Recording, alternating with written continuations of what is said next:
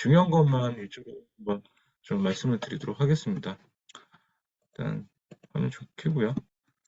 네, 일단 토지라는 게 일단 보면은 선생님들 오늘까지 배우신 것만 알아도 다른 데 가셔서 조금 그러니까 뭐 꼭 강의만 듣고 가서 이렇게 좀 이렇게 책도 읽고 강의도 듣고 해서 조금 이제 아시는 건 좀 있을 텐데 조금 몇 번, 한두 번 정도 좀 더 공부를 하시면 선배님들이 조금 더 이렇게 기초 지식은 완벽하게 좀 가져가실 거예요. 요 정도만 아셔도 나중에 투자 공부하실 때 뭐 어디 좀 이렇게 땅의 용도 지역 그래 뭐 이런 것들은 이제 생각이 나실 거니까.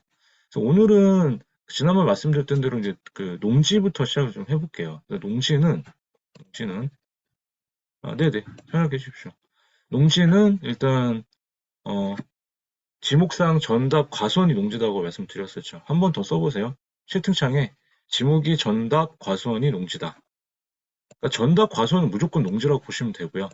그거랑 상관없이 그거랑 상관없이 그 전답 과수원이 아니고 지목이 유수지, 뭐 국어 이런 것들은 그 전답 과수원은 어떻게 농사를 짓든 안 짓든 그냥 농지로 보시는 거예요. 근데 그거와 다른 지목 중에 뭐 유라고 되는 유수지나 아니면 구라고 되는 국어는 이럴 때만 농지로 한다. 어떨 때 하냐면 전답 과수원이 아닌 경우에 아닌 토시, 그러니까 뭐 유수지나 아까 국어 같은 거 그런 것들은 3년 이상인 토시만 농지로 본다. 그래서 3년 미만 토지도 농지로 볼 수가 없다. 그리고 지목상 임야는 산지다. 한번 채팅창에 적어보세요. 지목상 임야는 산지다. 이따 산지 배울 건데 지난번에 말씀드렸죠. 산지는 딱 하나밖에 없어요. 지목이 임야밖에 없어요. 그래서 지목상 임야는 산지다. 한번 쳐보세요. 네. 그거 제가 채팅창에 치시는 것만 외우셔도 선배님들 다른 거 다 잊으셔도 그냥 그 가져가시는 거니까 제가 건폐율 곱하기 평수가 용적률이다. 그 다음에 뭐 용도지역과 그 땅에서 관련된 거 용도지역, 활용한 용도지역, 그 다음에 도로랑 접해 있어야 된다, 입지가 져야 된다, 뭐 이런 것도 있었잖아요. 그러니까 그런 것들만 잘 기억을 하셔도 돼요. 아시겠죠? 그래서 임야는 산지다. 그리고 우리가 지목 중에 목장 용지라 해서 한면도 여행 가시다 보면 제주도나 아니면 저기 강릉 가다 보면 대관리 목장 같은 양떼 목장 같은 데 있잖아요. 그런데 크게 해가지고 목장 같은 거 이렇게 막 젖소도 풀어놓고 막 풀이 막 길게 있잖아요. 이런 걸 초지라 하거든요. 그래서 초지는 사실 그렇게 많지는 않아요. 그래서 초지 같은 경우는 그냥 지목상 목장 용지가 초지구나. 초지 같은 경우는 풀이 이제 큰 풀들 말하는 거잖아요. 그런 거 같은 경우가 초지라고 해가지고 농지, 산지랑 또 별도로 구분을 해요. 근데 초지 같은 경우는 선배님들이 크게 막 이렇게 볼 일이 없으실 거예요. 왜냐하면 이거는 큰 기업들이나 아니면 뭐 이렇게 우유 농장 하시는 그런 분들이 많이 하던 그런 거기 때문에 초지는 이런 게 있다라고만 생각을 하시고 개인으로 많이 사는 게 농지랑 산지이기 때문에 농지와 산지는 조금 이제 아시고 가셔야 될 것 같아서 한번 말씀을 드렸고요. 이런 게 아닌 경우에는 선배님들이 나중에 뭐 박경 선생님이나 어정 선생님이나 이현 선생님께서 만약에 어떤 농지를 갖고 계신데 그 농지가 만약에 신도시 개발 사업으로 어떤 뭐 LH 같은 그러니까 공경 개발, 공공 개발로 만약에 이렇게 그 갖고 계신 농지가 수용이 됐다 쳐요. 공공개발 수용을 하면 어떻게 돼요? 보상을 받을 수가 있잖아요. 그럼 보상을 받게 되면은 그냥 토지 보상도 받을 수가 있는데 농지 같은 경우는 농지법상 농업 보상까지 받을 수가 있다.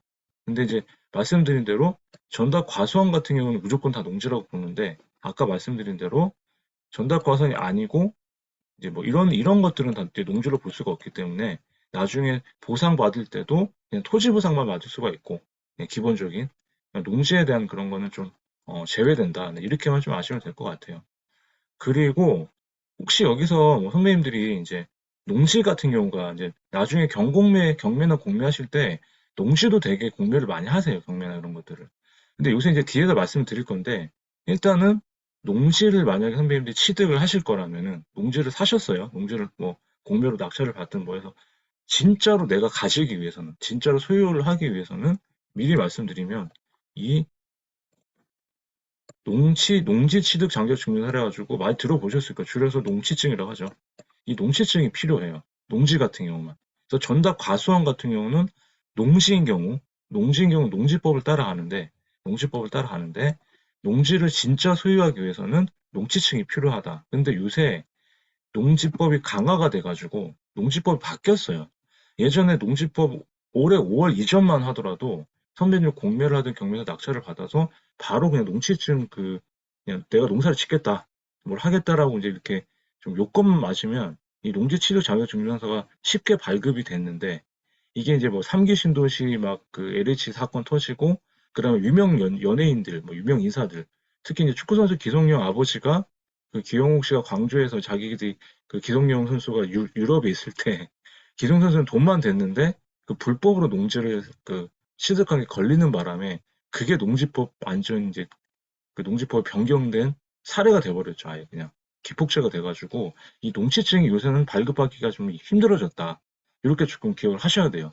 그래서 공매를 하실 거나 경매를 하실 때 선배님 만약에 농지를 만약에 뭐 취득을 하겠다, 농지를 매매하시겠다 하실 때는 미리 그 시청 선배님 소재지 그 사고자 하는 매매하고자 하는 그 땅에 소재지 시청이나 군청에 있는 농지과학 담당 공무원하고 전화를 하셔갖고 이게 지금 내가 이런데 이게 농지증을 취득할 수 있느냐.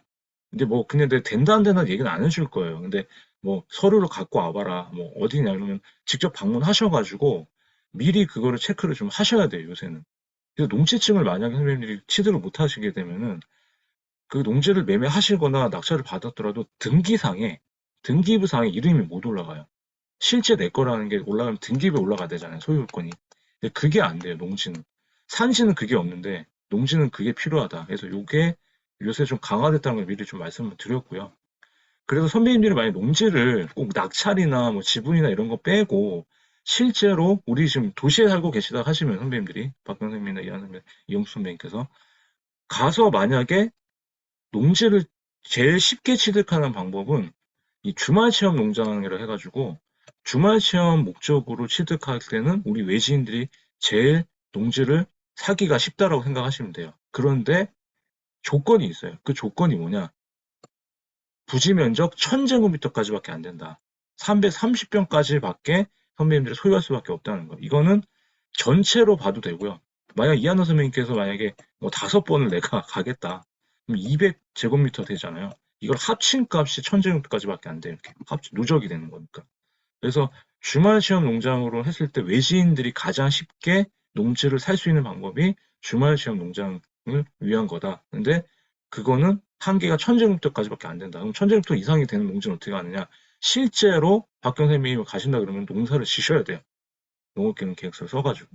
그래서 1000제곱미터 이상이 되는 것들은 실제로 농업계획 계획서를 써가지고 농지증이 발급이 필요한데 원래는 주말 시험 농장 같은 경우는 농업계획 계획서를 안 써도 됐었어요. 근데 요번에 농지법이 아까 강화가 돼서 말씀드렸잖아요. 규제가 심해져가지고 주말 시험 농장도 취득을 하기 위해서는 농업 경영 계획서를 작성을 해야 됩니다. 그리고 실제 농지 취득을 위한 그 1000제곱미터 이상 되는 이 농지들은 농지심사위원회를 특해야 돼요. 그러니까 좀 위원회를 원래 안 거쳐도 되는데 위원회를 거치게 되면 선배님들이 그 위원들이 또 막 이걸 왜 사냐 막 이런 의견들이 나오겠죠. 그래서 좀 강화가 됐다 이렇게 보시면 돼요. 그래서 농지가 선생님 농지가 우리 같은 땅의 용도로 봤을 때는 농지가 보통 녹지지역이나 아니면 도시 시골 땅 같은 경우는 관리지역이나 농림지역이 많이 해당이 돼요. 그래서 어 솔직히 녹지지역 같은 경우는 선생님이 이렇게 도심지에 보면 시골 읍내마을 이렇게 보시죠.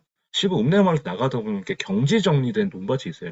경지 정리된 건 이렇게 반듯한 논들 있잖아요. 이렇게 반듯한 논들. 그런 것들이 보통 생산 녹지 지역이 많고요. 그리고 우리가 이제 여행 가게 되면 이제 막 이렇게 고속도로 타고 나가면 쫙 멀리만 보이는 들판 같은 거, 이제 평야 같은 거. 그런 게 보통 관리 지역이나 농림 지역에 해당한다. 이렇게 생각을 하시면 돼요. 그래서 이렇게 농지는 일단 취득에 대해서 말씀을 좀 드렸고요.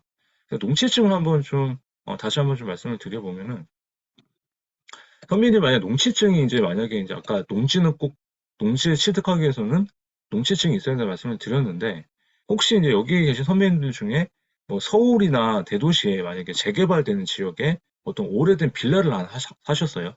그런 분이 아마 있으실 거예요, 그죠? 뭐 여기 뭐 장지현 선배님 들어오시는 모르겠는데 그런데 그 만약에 서울 같은 데 보면은 주거 지역인데 오래된 빌라가 지목이 전으로 돼 있는 게 있어요. 전으로. 근데 이런 것들은 어때요? 주거, 상업, 공업은 도시 지역이잖아요. 용도 지역 중에. 도시 지역은 제가 뭐라 그랬어요? 개발이 완료된 지역이기 때문에 이게 지목의 전이라고 해서 농지로 볼 수 있을까요? 농지로 볼 수가 없어요. 건물이 다 올라갔으니까 대지로 가야 되겠죠. 이거는 지목 변경이 안 된 거예요. 그러니까 실제로 선생님들이 도심지에 갑자기 전이라고 돼 있다, 지목이. 이건 농지가 아니에요. 또 심지어 용도 지역이 주거 지역, 상업 지역이면은 이미 이거는 농지 전용 허가를 받아서 건물을 올렸기 때문에 농지로 볼 수가 없다. 그러니까 이건 지목 변경이 안 된 거기 때문에 나중에 매매를 하시더라도 농지층 발급 이런 게 필요가 없어요. 그래서 이걸 말씀을 드리는 거예요. 도시 지역 내 농지는 농지가 아니다. 농지증 받을 필요가 없다 이렇게 생각하시면 되고요. 그리고 그 도시계 시설 부지라고 제가 말씀드렸었잖아요. 도시계 시설 부지는 뭐라고 그랬어요, 제가? 지난주에 말씀드렸을 때, 이 빨간 선들, 빨간 선. 도시계 시설로 된 것들은 그 용도로밖에 못 쓴다 그랬죠. 도로나 주차장 같은 거. 그렇기 때문에 도시계 시설인 경우에는 농지증이 필요가 없는데, 만약에 녹지적이 농지다. 그러면 그런 건 그냥 실제로 농지로 쓰고 있으니까 발급이 필요하다는 걸 말씀을 드렸고요. 그리고 여기는 뭐 학교 법인을 갖고 계시는 분이 없으니까 이건 좀 넘어가고, 만약 선배님들이 이제 여자분들이 많이 계시니까, 제주도 한 달 살기 이런 걸 좀 많이 하셨잖아요. 요새도 이제 제주도 한 달 살기 같은 거 하시게 되면은 내려가셔가지고 뭐 땅을 찾는 분도 있고 아니면은 그냥 뭐 게스트하우스 같은 거 빌려가지고 할 수도 있고 이렇게 되는 분들이 있는데 요새 선배님 제주도 가시면 이 제주도에 농지 취득이 어려워졌습니다. 그러니까 그 원희룡 지금 국토부 장관이 그 도지사 하실 때 원희룡 지사가 막 중국인한테는 많이 팔았잖아요. 한 십몇 년만 하더라도. 근데 중국인들이 워낙 그 제주도 땅을 다 많이 사니까 이제 그거를 좀 해외에 이제 있는 사람들한테 왜 외국인한테 우리 땅을 다 넘겨야 되느냐. 이렇게 될 수밖에 없잖아요. 그래서 강화를 시켰어요. 그래서 2017년도부터 이 제주도 농지 취득은 살고 있는 사람만 할 수 있게끔 됐어요. 그러면 우리가 아까 제가 말씀드렸던 대로 그러면 육지에 있는 외지인들은 아까 주말 시험 농장으로 해가지고 천재국도까지 부지면적 천재국도까지 해서 농지 취득할 수가 있는데 그 농지 취득할 때 이것도 실제로 농사를 짓고 있는지 안 짓고 있는지 제주도청이나 제주시청이나 서귀포시청 공무원들이 나와서 한번 본다는 거예요. 그래서 만약에 한 달 살다가 그러면 농지를 취득했어요. 근데 농지를 취득하는 게 어려우니까 그냥 뭐 임대를 하든 뭐 하겠죠. 그래서 혹시나 제주도에 가실 일이 있어서 땅을 사시겠다. 그러면은 현지인들 농지 같은 경우는 취득이 좀 어려워졌다는 걸 이제 인지를 하시면 좋을 것 같아요. 아시겠죠? 그래서 농지증을 나중에 선배님들이 이렇게 농지를 뭐 낙찰을 받든 매매를 하실 때 일단 농지 취득 자격 증명서 이 양식은 농지법에 나와 있어요. 농지법 별표에 나와 있기 때문에 나중에 쓰실 때는 어떻게 쓰시냐. 만약 박경 선생님께 쓰시겠다 그러면은 박경아 이름 쓰시고 그다음에 살고 있는 주소 쓰시고 뭐 이건 개인정보 쓰신 다음에 그 다음에 이제 주말 시험 용용하겠다. 외진이라면 뭐 여기 그 동그라미 치세요. 아니면 그냥 뭐 농업인을 하겠다. 내가 진짜 농사 짓는 사람을 하겠다. 그래서 농지는 실제로 내가 농사를 짓는 사람이어야 이 소유가 또 가능하다는 것도 잊지 마시고요. 그 다음에 실제로 선배님이 사고자 하는 이제 그 부동산 그 주소랑 그다음에 면적을 적으시면 돼요. 그런 다음에 지금 보시면은 이 지금 고상철 씨가 쓴 걸 보면은 지금 전체 면적이 3,000제곱미터가 넘죠. 그러면 이거는 주말체험 농장은 아니겠죠. 뭐 농업인으로 자기가 산 거예요. 근데 여기서 중요한 게 뭐냐면 선생님 여기 보이시죠 여기 진흥구역 보호구역 보이시죠? 이게 농업진흥구역, 농업보호구역으로 있는데 이거는 선생님 쉽게 더 얘기하면 절대 농지예요. 절대 농지. 농사만 지을 수 있는 땅이라는 거예요. 이렇게 있는 것들은 어떻게 한다? 사면 안 된다는 거예요. 그래서 그 제가 토지임 사이트 보시면 다른 법령 잘 보시라고 했죠, 이제는. 거기에 농지가 전답 과수원이면 농업진흥지역 바뀌냐, 농업진흥구역이냐 이렇게 찍혀 있어요. 근데 농업진흥구역과 농업보호구역이 없잖아요. 그럼 진흥지역 바뀌는 땅은 괜찮은 거예요. 이런 걸 사셔야 되는 거예요. 근데 농업보호구역, 진흥구역이 있다. 그럼 절대 농지라고 해가지고 이거는 선배님들이 개발을 할 때 굉장히 작은 건축물이나 창고나 이런 거밖에 할 수가 없기 때문에 이런 걸 잘 보셔야 되고 그래서 산지나 농지는 그냥 산지는 이따 먼저 말씀드리는데 준보전 산지는 다 괜찮아요. 근데 농지는 진흥지역 밖에 있는 것들은 다 괜찮다고 보시면 돼요. 그런 다음에 사인을 하시고 여기다가 제가 플러스로 뭐 해야 된다? 농업개념 계획서를 내가 실제로 농사를 어떻게 짓겠다. 그런 거를 쓰셔갖고 가지고 가셔야 돼요. 그런 다음에 그 농지 담당한테 주고, 원래 옛날에는 그렇게 막 제출을 하면은 보통 크게 하자가 없으면 일주일 이내로 나왔는데, 농지증이. 근데 그게 좀 힘들어졌어요. 그래서 이제 일단 한번 말씀을 좀 드려볼게요. 2005년도에 농지법 개정이 돼가지고 이 농지 취득 자격 요건이 심사를 강화한다는 내용으로 바뀌었어요. 그래서 아까 제가 말씀드린 대로 농지층 자체는 농지를 그럴 때 아주 중요한 이제 그 소유권 이전 때문에 가장 필요한데, 원래는 제가 봐도 한 4일, 일주일이 안 걸렸는데 지금은 대부분 이게 뭐 농업 경영 일주일 이렇게 얘기하는데 이것도 아니고, 실제로 보면은 이 농지위원회에 다 올린대요, 심의를. 그러니까 공무원들도 자기한테 피해가 오기 싫으니까, 책임지기 싫으니까 그냥 위원회로 올려버리는 거예요. 그래서 위원회 심의가 올라간다는 의미는 뭐냐면, 그 위원회 위원들이, 위촉한 위원들이 의견을 줘서 그걸 받아가지고 자기는 검토했더니 이렇게 됐더라. 그러니까 자기 면피하려고 하는 것도 있어요. 그러다 보니까 시간이 많이 오래 걸리는 거죠. 많이. 그래가지고 좀 14일이 이제 소요된다고 하는데, 이런 게 안 되면은 이제 제주도도 이제 좀 힘들어졌다는, 그래가지고 법이 완전히 바뀌었어요. 시행이 되고 있고요. 그리고 두 번째가 아까 주말 취약 농장 같은 경우는 1000제곱미터까지 되는데, 이럴 때는 농업경영계획서를 쓰지 않았어도 됐는데 이제는 무조건 농업경영계획서를 써야 한다. 이렇게 바뀌었고요. 그래서 조금 더 강화가 됐고, 그리고 여기 보시면 나중에 선배님도 또 공매하실 때 공유지분 취득할 때 지분 비율대로 위치하는 게 또 표시가 의무화가 됐고, 공유자 수도 7인 이내로만 하는데 이거는 아직 좀 얘기 중이라고 하는데 아마 반영이 됐을 것 같아요. 그래서 지분 투자할 때도 조금 이런 거를 좀 보셔야 될 것 같고요.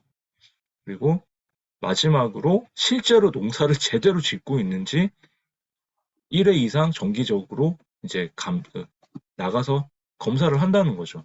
실제로 농사를 짓고 있는지.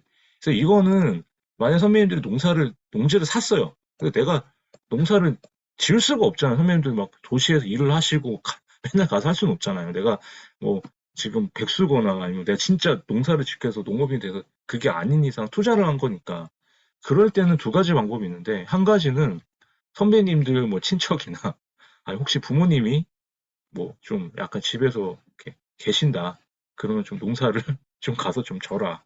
아니면 일꾼한테 좀 돈을 주고 그 지역에 있는 뭐 일꾼한테 돈을 좀 줘가지고 실제로 농사를 짓게 하든지, 아니면은 농지은행, 이따 제가 말씀드릴 건 농지연금 때 말씀드릴 건데, 농지은행 사이트가 있어요. 농지은행 사이트 임대를 줘서 그 한국농어촌공사에서 이제 하는 농지은행 사이트에서 농지를 사고 팔고 농지연금 신청하고 다 하거든요.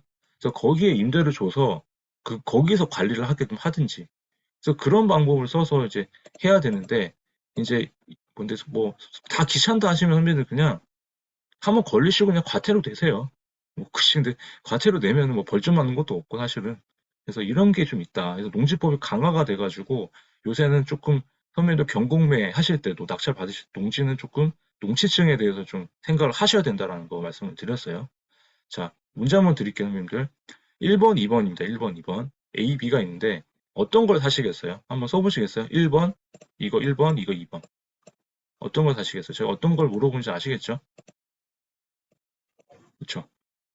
네, 박경 선생님 빠르시군요. 네, 2번. 왜 2번일까요? 왜 2번일까요? 도로 때문에 그렇죠? 도로 때문에. 맹지잖아요, 맹지. 이걸 사시려면 이 도로를 사야 돼요. 아니, 이 도로를 동의를 얻어야 돼요. 이 도로를 동의를 얻어야 됐거나 사거나. 근데 이거 같은 게 어때요? 작아도 바로 도로랑 붙어 있기 때문에 바로 가능하겠죠. 그러니까 선배님들이 그러니까 토지를 사실 때는 무조건 맹지는 그냥 걸으세요. 일단 보시고. 그 맹지를 만약에 내가 어떻게든 합칠 수 있다. 한번 뭐 방법이 있다 하시면은 그 맹지까지 뭐 해가지고 구입을 하셔도 되는데, 그런 게 아니라면은 그냥 시골 땅 같은 경우는 도로랑 붙어 있는 작은 땅이 더 좋다라는 거, 도심도 그렇고. 그래서 도로가 있어야 인허가가 가능하다. 그래서 이렇게 말씀을 드리고요. 그래서 농지를 만약 선배님들이 개발을 하겠다. 만약에 이제 제가 그때 토지 가치 올린 거에서 한번 말씀드리죠. 선배님들 그때 그 절토하고 성토해서 부지정제를 해가지고 건축물을 올릴 수 있는 땅으로 만들면 처음 시간에. 그래서 가치를 올릴 수가 있는데, 그렇게 이제 가치를 올린다는 방법 중에 하나가 이제 농지를 그냥 선배님들이 인허가를 밟으면, 그러니까 농지를 개발행위 를 받으면 땅의 허가를 받으면 땅값이 오른다 그랬죠. 그렇기 때문에 농지를 나중에 선배님들이 이제 개발을 많이 하신다. 뭐 자연녹지 지역이고 전답인데 한번 뭐 어떤 창고라든지 아니면 주택을 지어보겠다 이런 생각을 하셔가지고 이제 인허가를 밟을 때 농지는 크게 제약사항이 없어요.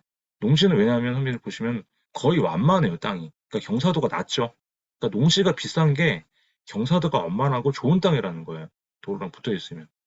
그러면 이 농지 같은 경우도 이제 허가를 받을 때는 이제 보통 땅에 대한 기본 허가는 뭐라고 말씀드렸어요? 개발행위 허가라고 말씀드렸었죠.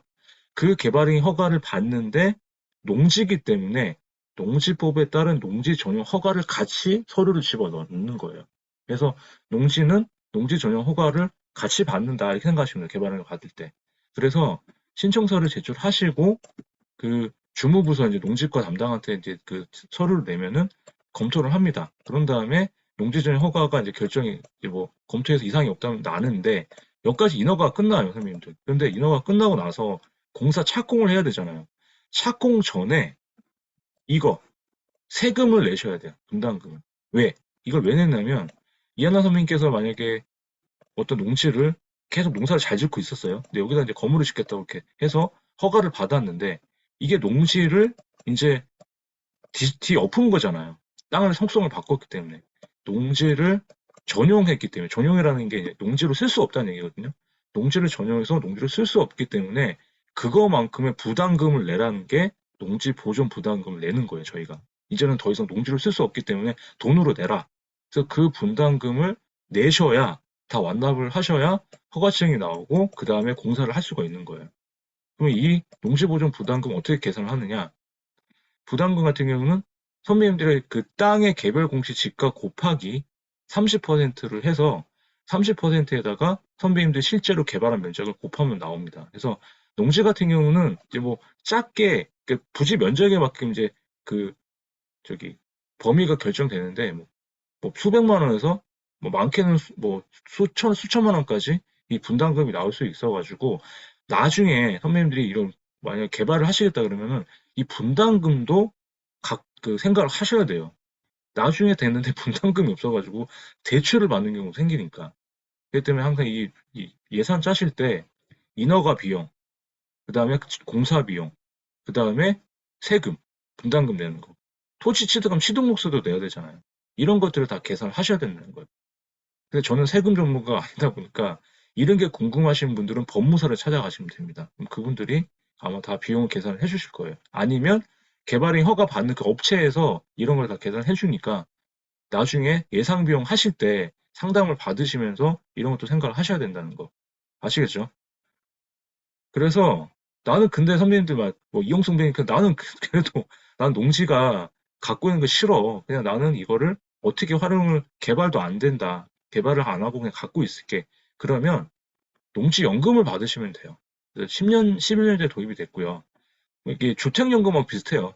농업소득에 별도에 없는 게 해서 원래는 65세부터 선배님들이 받을 수가 있었는데 법이 개정이 되면서 60세부터 받을 수가 있고요. 근데 조건이 실제로 내가 5년 이상 농업을 져야 되고 그 다음에 실제 농사를 짓고 있어야 되고 권리 분석할 때 깨끗해야 되고 그 다음에 만약에 박경 선생님께서 이렇게 뭐 농지를 갖고 있는데 여기에 뭐 분묘 같은 게 있어요. 묘가 있고 뭐 아니면 집이 있어요. 이런 거 빼고 나머지 면적 갖고 실제로 농사 짓고 있는 농지 면적 가지고만 어, 계산을 한다. 이게 그 말이거든요.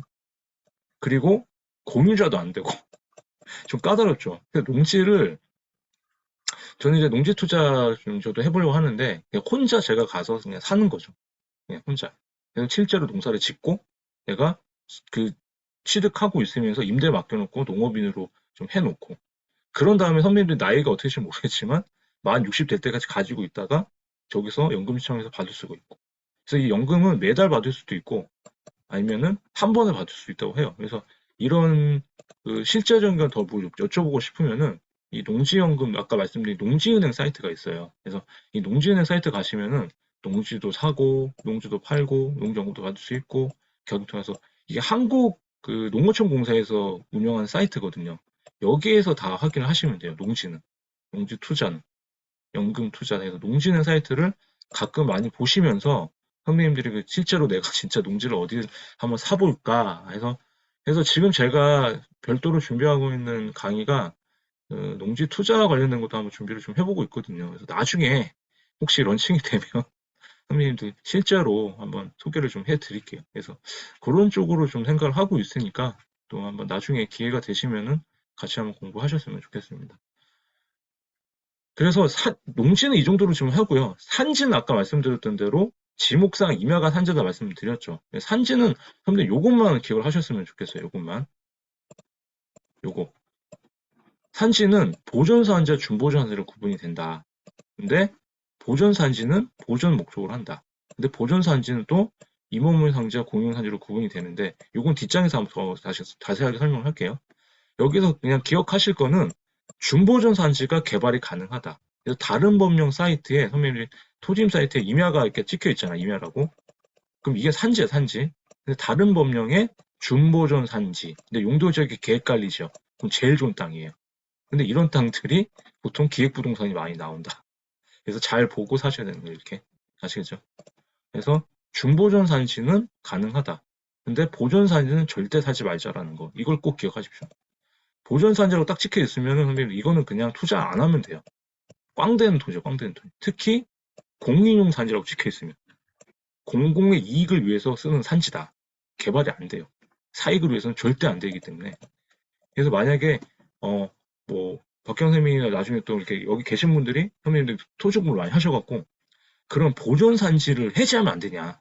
이 보존 산지를 해지하면 준보존에 바뀌는 거 아니냐? 이거 보존 산지를 준보존 산지를 바꾸는 것도 쉽게 얘기해서 땅의 용도 지역 변경처럼 민간 제한이 된다 안 된다? 안 된다. 그래서 산림청에서 절대로 바꿔주는 일이 없습니다. 나라에서 하는 사업이 아니라. 그래서 왜냐면 그 보존 산지를 해지하는 순간 특혜 시비가 되고 또 나중에 특혜 논란이 되면 만약 박경 선생님이 갖고 계신 거기만 됐어요. 그럼 어정 선생님이나 이한 선생님께서 가만히 안 있겠죠.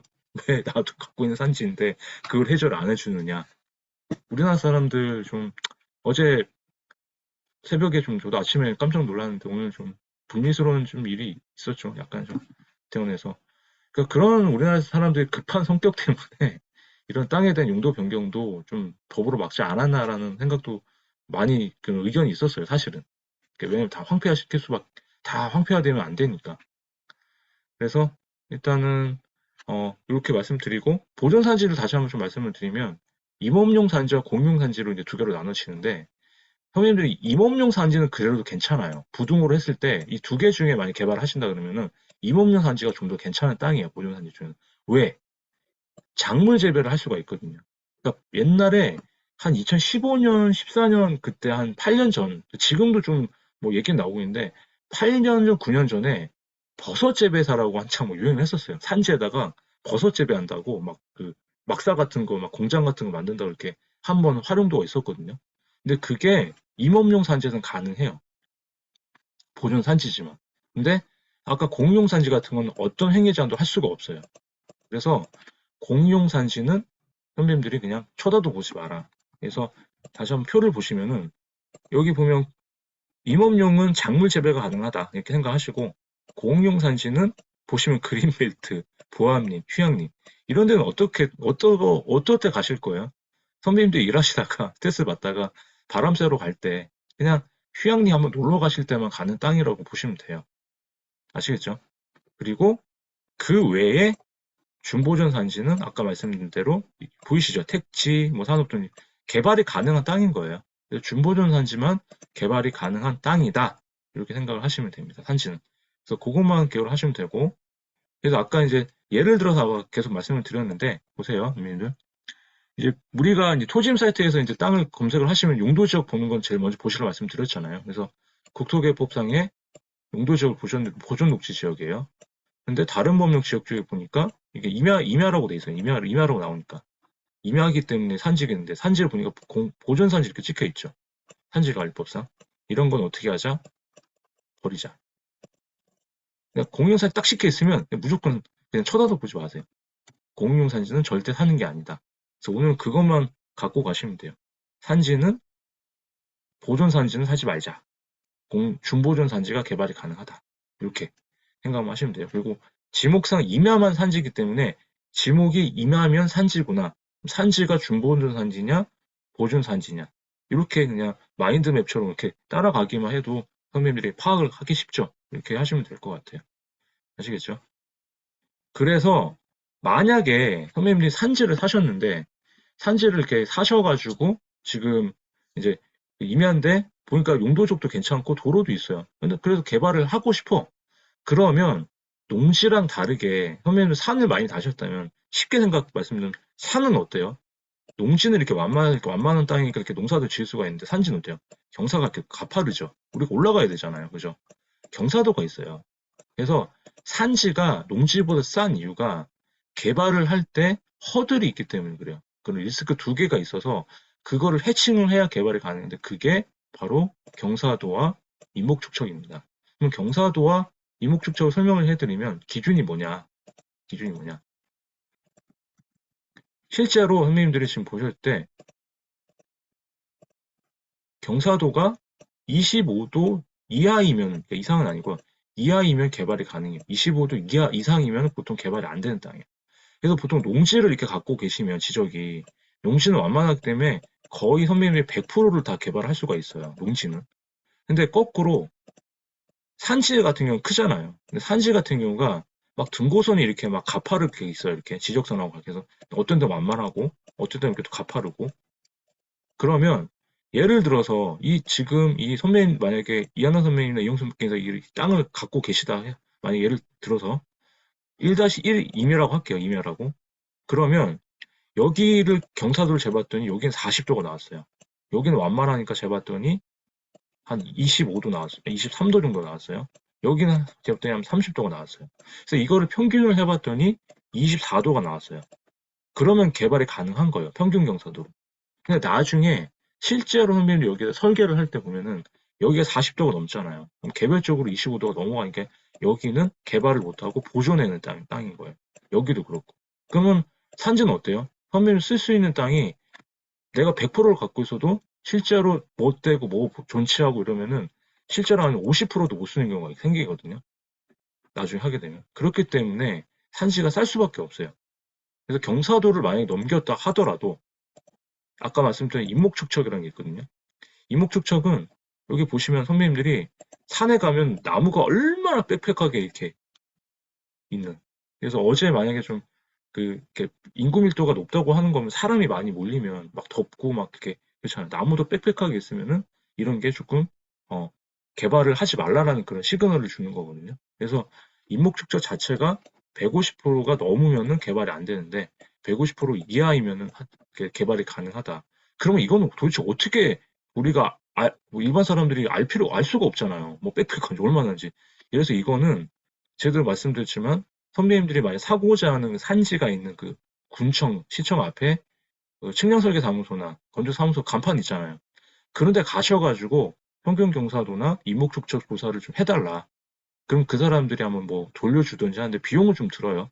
그래서 거기서 만약에 나오는 데이터 값이 있어요. 그게 25도 이하이거나 이목축척 150% 이하이거나 이제 그게 가장 정확해요. 그러면 이제 그걸로 내가 산지 전용 허가를 받을 수 있다는 걸 알게 되는데 이제 그게 안 되면 이제 산지는 보통 개발이 안 된다. 그래서 저는 그냥 탁 솔직하게 까놓고 얘기해서 선배님들한테 이렇게 보기에 좀 빽빽해 보이거나 경사가 높고 이런 땅들은 좀 안 사는 게 좋다 그냥 저는 이렇게 나는 자연이다 하실 게 아니라면 선배님 지금 나는 자연이다라고 그냥 들어가시려 그러면 이런 땅을 사셔도 돼요. 근데 이런 땅이 보면은 계획관리적이 보통 많지가 않고 보전관리적 땅이 많습니다. 산지는. 보전관리적 땅이 주택은 지을 수가 있어요. 근데 나중에 뭐 선배님들 진짜 그렇게 산하고 벗을 삼아 살고 싶다면은 사셔도 되는데 그게 아니라면 굳이 이런 땅을 사서 하면 싼 게 비지떡이라고 그 말이 딱 맞아요. 선생님. 산지는 진짜 싸거든요. 근데 싼 게 비지떡이라고 나중에 다 물려요. 어떻게 할 수가 없어요. 나중에 산사태라고 나잖아요. 도로가 없어지면 맹시가 돼버려요. 선배님들 자기 돈으로 또 그 도로 만드실 거예요. 저기 도로가 진입도로가 여기인데 이 땅에서 여기까지 다 이렇게 유실돼가지고 이런 땅을 또 하실 수도 있어요. 이런 거 본 적이 있거든요. 저는. 그러니까 말이 안 되기 때문에 이런 땅은 그냥 버려라 말씀을 드리고요. 그래서 요번에 나왔던 우리 그 선배님들 하나의 그 얘기가 있는데 보시면은 임업정도 다드림이라는 사이트가 있어요. 그래서 개인적으로 선배님이 그냥 산지 내가 경사도나 이런 게 좀 궁금하시다.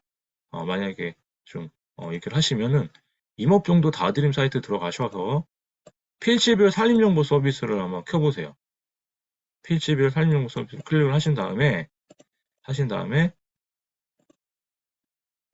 이거를 클릭하고 나중에 여기서 그 저기 주소를 치면은 이렇게 떠요, 선배님. 이런 정보가 뜨거든요.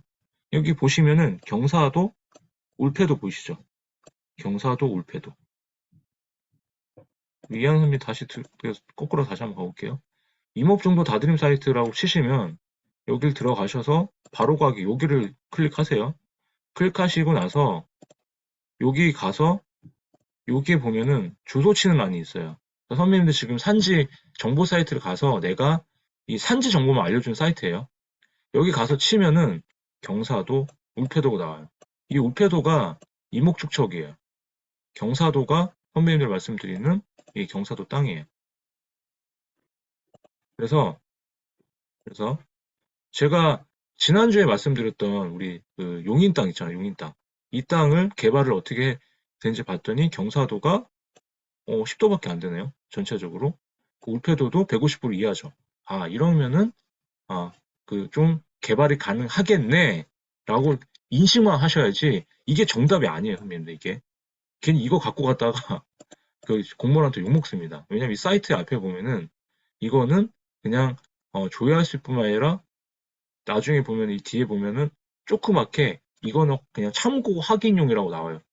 그냥 참고 확인만 하시고 실제로는 아까 그 업체에다 맡겨가지고 실제 그 데이터 값을 갖고 가셔야 그게 증거가 되는 거예요. 산지 개발할 때는. 그래서 만약에 산지 개발이 가능하다고 됐다. 그러면 똑같이 아까 농지처럼 산지도 산지 전용 허가를 따로 이제 받아야 돼요. 산지관리법에 의해서 관리가 되니까. 그래서 개발행 허가 받을 때 산지주행 허가서를 넣어가지고 이제 득하게 되는데 그렇게 신청서를 내고 나서 기준 검토를 합니다. 그런 다음에 똑같이 허가 결정이 나요. 그럼 인허가 끝났죠. 인허가 끝나고 나서 이제 공사 전에 아까 말씀드린 대로 똑같이 산지도 분담금을 내야 돼요. 그게 산지주행 부담금이거든요. 그게 산지 같은 경우는 산림청에서 이렇게 아예 고시를 해버려요, 매년. 얼마를 내라고. 그래서 산지 같은 경우는 보통 농지는 작아요. 근데 산지는 좀 덩어리가 크잖아요. 그러다 보니까 이 면적이 크다 보니까 곱하기 선배님들이 이 제곱미터 여기 보시면 그 산지 전용 면적 그 개발한 면적 곱하기 옆에 이 중보산지 얼마 4천 얼마. 근데 지금 올해가 한 뭐 4,900원 정도 이게 작년 기준이거든요. 그래서 곱하면은 아마 뭐 최소 몇 천만 원, 많게는 몇억 원까지 나와요. 그래서 이 부담금을 다 내셔야 공사를 할 수가 있다라는 거. 그래서 그거를 꼭 기억을 하시고 산지나 농지는 이 정도로만 알고 계셔도 선생님들이 좀 되실 거예요. 그래서 이렇게 나중에 시골 땅 개발하실 때는 그런 걸 생각을 하셔야 된다라는 거예요. 특히 박경 선배님 같은 경우도 아마 갖고 오신 땅이 있을 텐데 이렇게 개발을 하려면은 이런 걸 플로우로 해서 예산 짜실 때도 세금, 인허가 비용, 그다음에 공사비 이런 것들 다. 나중에 그런 게 다 있어야 돼요. 등기 치는 것까지 해서. 그래서 그런 비용을 계략표로 잡아놔야 하는데 그런 걸 모르시면 이제 뭐 법무사라든지 아까 그런 업체 찾아가셔갖고 뭐 비용이 어느 정도 들 것 같냐 그러면 그 사람들이 대충 이렇게 뽑아주기도 하거든요. 그 비용을 가지고 실제적인 나중에 우리 쓸 때 비용을 이제 쓰실 때는 비교를 하셔야죠. 그래서 어디서 비용을 절약할 거냐 이런 것도 되게 중요해요. 개발할 때. 그래서 그런 거를 좀 생각을 하시면 좋을 것 같고요. 그래서 아까 제가 말씀드렸던 게 진입도로가 다른 사람 소유면은 토지 사용 승낙을 받아야 된다. 그래서 이거를 아까 말씀을 드렸던 거였고요. 그래서 이제 기타로 만약에 이제 선배님 이런 땅 사지 마라라는 또 그때 소개를 못 드린 내용을 한번 더 소개를 해드리면 기타적으로 문화재가 들어가 있는 구역이에요. 여기는 보시면 제가 보니까 자연녹지 지역이고 옆에가 아파트 땅이 있고요. 이쪽 일반적으로 좀 땅이 있잖아요. 근데 여기가 남양주 도화 쪽이거든요. 선생님. 남양주 도화 쪽인데 아니, 마석. 거기에 자연녹지 지역 땅이니까 자영업자면 4층 이하의 뭐 타운하우스나 그런 게 된다면서요, 황남 작가님. 본인이 된다고 했잖아요. 그랬는데 여기가 한 몇십 년 동안 개발이 안 됐다고도 또 며칠 전에도 왔었어요. 몇 년 전에도 봤던 땅인데 그게 보니까 이것 때문에 안 되는 거, 이것 때문에. 그래서 흥선대원군 묘가 있더라고요. 예, 고종 아버지죠. 그래서 그 흥선대원군 묘가 국가문화재로 돼 있는데 여기 보시면 이제 이 문화재가 있으면은 문화재청에서 이렇게 관리하는 도면이 있어요, 선생님도 이게. 이 도면에 보고 개발이 가능한지 개발이 안 되는지를 판단을 하셔야 되는 거예요. 여기 보니까 재밌는 게 요게 아까 보였던 흥성대원군 묘예요. 요 대상지인데 요 대상지는 1구역, 1구역. 그 1구역 그 자체가 개발이 안 된다라고 지금 잘 안 보시는데 개발이 안 된다고 나와 있는 거예요. 개발 자체가 안 되는 땅인 거예요. 근데 굉장히 신기한 게 보시면 이렇게 보시면 이 지금 파란 바운더리가 이 파란 바운더리가 이렇게 돼 있잖아요. 근데 여기가 색깔이 빠져 있죠. 지금 보시면 이만큼이 비어 있잖아요. 그죠? 이게 어디냐? 거꾸로 돌아가 볼게요. 여기가 요 부분이에요. 요 부분. 여기가 뭐예요? 지금 아파트가 들어가 있죠. 지금 그러니까 이렇게 지금 다시 그러면 이렇게 돼 있는 건데 요 부분만 빠져가지고 개발이 된 거예요. 그러니까 이 사람들이 요 부분만 빼가지고 어떻게든 풀어놓은 것 같아요. 그러니까 알아보니까 다시 한번 돌아가 볼게요. 다시 돌아가 보니까 요만큼을 아파트 옛날에 개발하려고 이렇게 아파트가 들어가 있잖아요. 요만큼을 문화재청에다가 허가를 받은 거예요. 로비를 해가지고. 그러니까 여기도 풀릴 줄 알고 그러니까 여기가 이씨 중종 땅이더라고요. 이씨 중종들이 이제 조선 왕조 실록이니까 자기네들 좀 뭔가 개발을 하려다가 지금은 아예 이제 개발이 안 되는 쪽으로 가버린 거죠. 그래서 문화재가 있으면 문화재청에서 허가를 받아야 돼요. 그 전에 되는지 안 되는지. 그래서 선배님들 아시잖아요. 그 저기 인천 검단의 장릉 그것 때문에 한참 문제가 됐었잖아요. 원래 허가가 안 되는 땅인데 허가를 내버린 바람에 이거 아파트 올라가가지고 다 그 왕릉 다 가린다고 해가지고 난리가 났었잖아요. 부시냐 안 부시냐. 근데 실제로 생각해도 이미 올라간 아파트를 부시는 게 말이 안 되잖아요. 부시게 되면 건설사 망하라는 얘긴데. 그죠? 그래서 이런 게 있는데 선배님들이 나중에 보시면 문화재가 있다. 문화재가 있으면 개발이 어렵겠는데 문화재가 또 어디 있냐면 아까 다른 법령 지구에 그 문화재 보호구 이렇게 찍혀 있잖아요. 이런 땅들은 웬만하면 버리세요. 그냥. 아니면 내가 그래도 좀 하고 싶다 하시면은 시청 문화재과 전화하셔갖고 문화재 공무원한테 물어보세요. 이 땅 문화재 보호구역인데 개발이 가능합니까? 안 됩니까? 문화재 공무원들은 되게 친절하게 알려줘요. 보통 보면 안 된다고 많이 해요.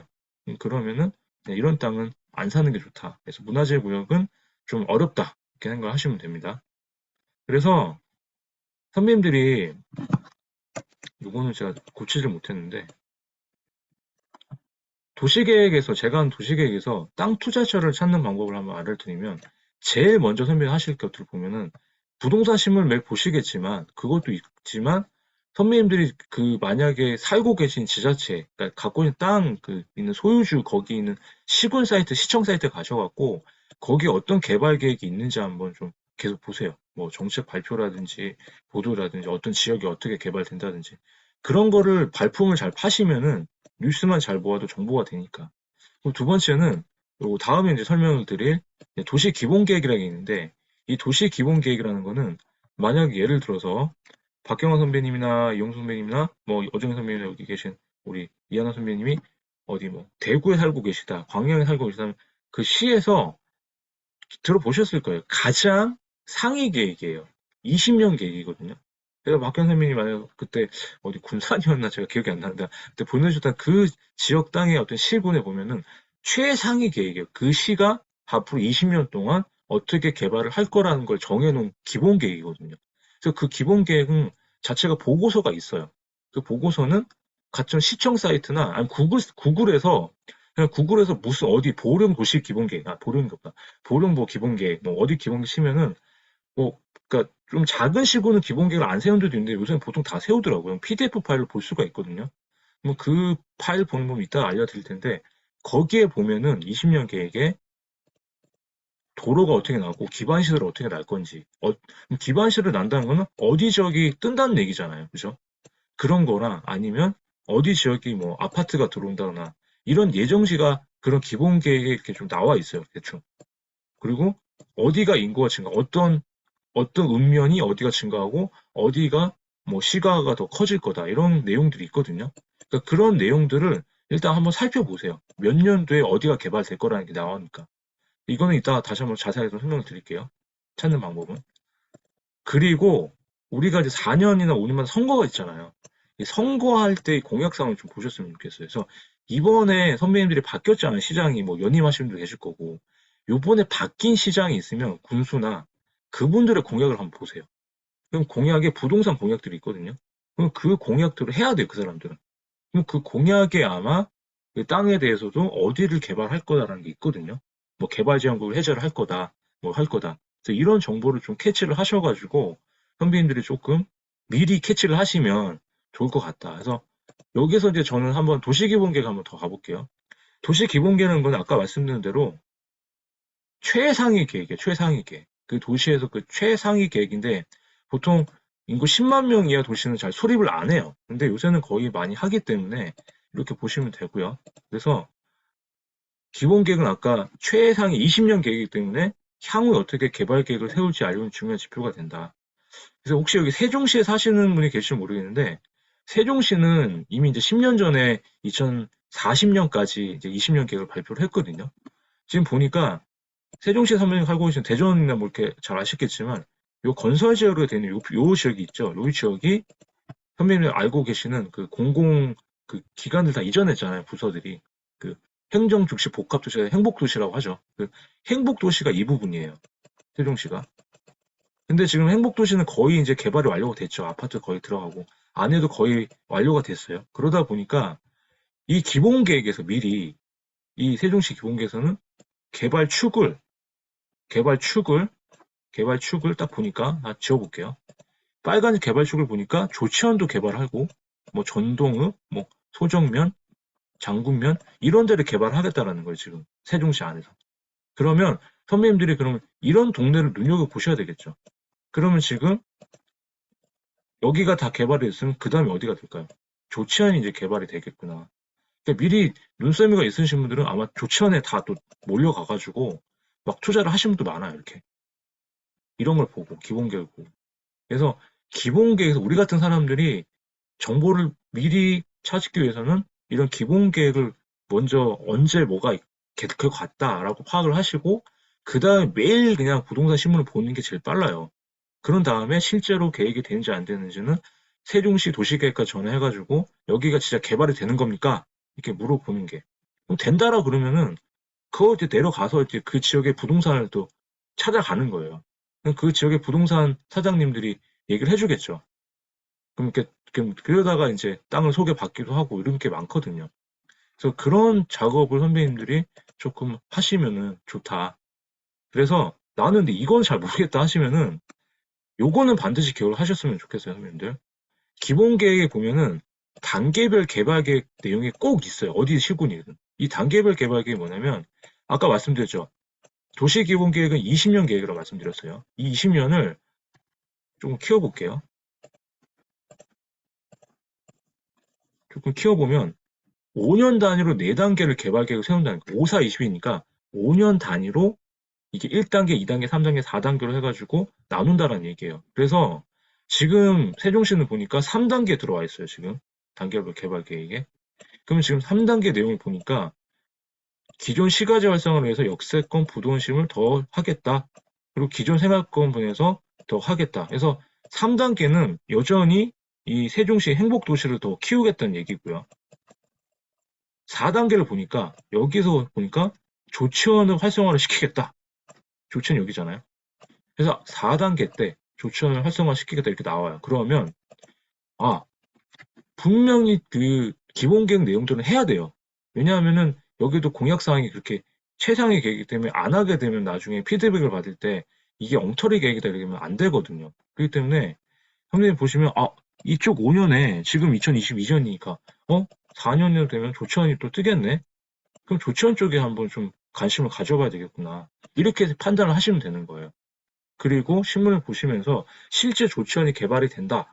그러면은 미리미리 가셔갖고 정보를 이제 그 지역 실제로 임장 가셔서 부동산에 또 돌아보시기도 하고, 조치원 근처에 뭐 농지가 있다. 그럼 그런 농지 투자 하셔도 되고. 그래서 제가 말씀드렸잖아요. 개발이 되는 근처 땅을 사놓으면 싸게도 사고, 나중에 언제는 개발할지 모르겠지만, 결국에는 도시가 개발이 되는 쪽으로 수요가 몰릴 거 아니에요. 이게. 그래서 그런 식으로 쉽게 가시라는 거예요. 그래서 저는 형님들이 뭐 편법을 쓰든 뭐 주식을 해든 뭘 하든 코인을 하든 그냥 정석적인 투자가 제일 좋지. 천천히 가는 게 잘 알고. 근데 그게 아니라고 막 잘 모르고 묻지마 투자했다가 돈 다 날리고 하는 건 낫잖아요. 그죠? 이런 식으로 하나씩 선배님들이 조금 공부해가지고 만들어 가는 게 더 중요하다 생각이 들어요. 아시겠죠? 그래서 기본 계획은 이렇게 보시는 거예요. 그래서 만약 기본 계획을 못 찾겠다 하시면은 선배들 그냥 여기 보시면 사이트 들어가셔가지고 요새 워낙 블로그 많잖아요. 부동산 블로그들. 그럼 여기서 그냥 뭐 평택 뭐 도시 기본 계획 쳐볼게요. 치시면 여기 되게 많죠. 블로그에 보면. 이런 거 그냥 보세요. 선배님들 들어가셔가지고 이렇게. 정리한 블로그도 되게 많으니까 하나씩 보세요. 이렇게. 그러면 그걸로도 공부가 되니까 그렇게 한번 선배님들이 찾으시면 좋겠다. 하나 더 아까 말씀드릴게요. 그 찾는 거. 구글에서 찾는 거 한번 알려드릴게요. 구글 들어가셔서 평택이라 하시면 평택 도시 기본 계획 쳐볼게요. 그럼 막 이렇게 관련 검색에 뭐 PDF 막 뜨죠, 이렇게. 이거 들어가서 이렇게 하시고, 그러면 바로 제일 위에 시청 홈페이지가 뜨거든요. 그럼 들어가면은 기본 계획 이렇게 해가지고, 이렇게 시청마다 좀 자세하게 해놓은 데가 있어요. 그러면 여기서 선생님들 기본 계획, 보고서 이렇게 해가지고, 여기서 다운받으시면 돼요, 이렇게. 여기서 다운받으시면 돼요. PDF 올라와 있죠. PDF 파일 열어가지고, 아까 단계별 개발 계획 내용만 잘 찾아보시면 되는 거예요. 아시겠죠? 이렇게 보셔서 한번 선배님들 갖고 계신 땅이 있다 그러면 그 시군의 상위 계획도 한번 보시는 게 가장 먼저예요. 공약상 보시는 거. 그래서 내가 이게 과연 될까? 그러니까 이런 흐름부터 아셔야 선배님들이 또 흐름 알고 용도적 알고 이게 되겠네? 그거 좀 알고 나서 이제 가서 얘기하는 거랑 돼요, 안 돼요? 이런 거랑 차이가 있겠죠. 그래서 그렇게 좀 흐름을 보시라는 거예요. 우리나라 신도시는 딱 그 신도시 개념 연구에서 나온 건데 우리나라 신도시는 아까 말씀드린 대로 그냥 두 가지 목적에서 했다. 요것만 이제 말씀을 드리고요. 간단하게 설명드릴게요. 온비트 쪽으로 넘어가야 되니까. 우리나라는 지금 보시면 신도시 자체가 항상 집값이 올라가지고 부동산 안정화를 위해서 정치권에서 꺼낸 카드가 신도시였어요. 물론 노태 정권 때 잘한 게 그 10만 원 만들기 아파트를 만들기도 많이 했지만 지금은 좀 부동산 그 안정화를 위해서 많이 쓰는 게 그거다. 그래서 현재 3기 신도시가 진행 중이지만 계속 잘 되고 있다 하고 있고요. 그 땅에 대한 개발 사업에 관련된 건 잠깐 몇 개를 좀 말씀드리면은 그냥 간단하게만 말씀드릴게요.